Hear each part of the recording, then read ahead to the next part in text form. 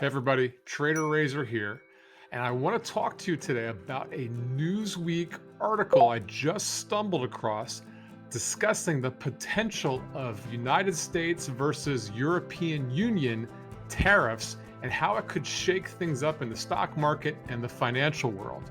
It appears from this article that Trump's latest tariff threats could ignite a full-blown US European Union trade war.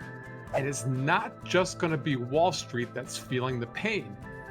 Main Street's going to feel the heat too. Let's break down the Newsweek article in greater detail. The first thing everybody needs to know is that the European Union isn't just any trade partner.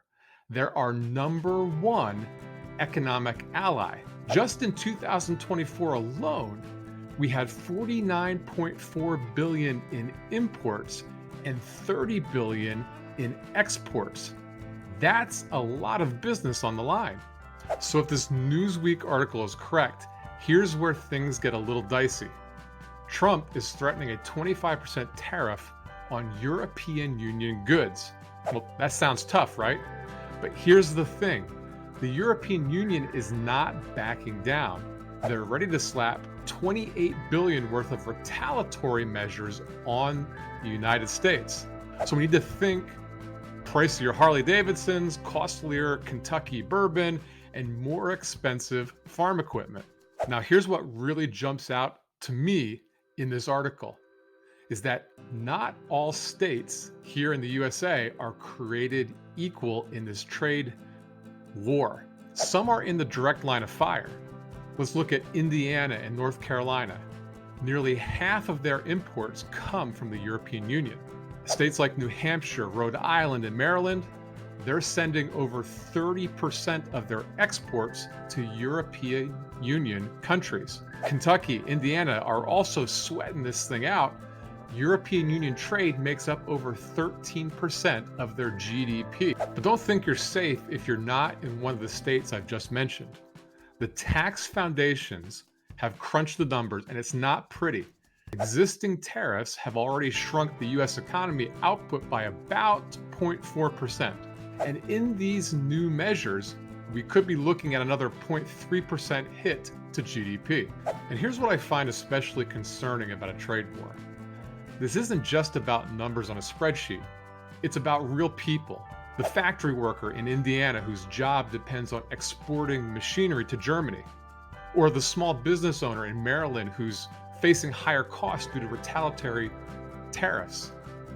Every American family that'll see prices spike at the grocery store and car dealerships.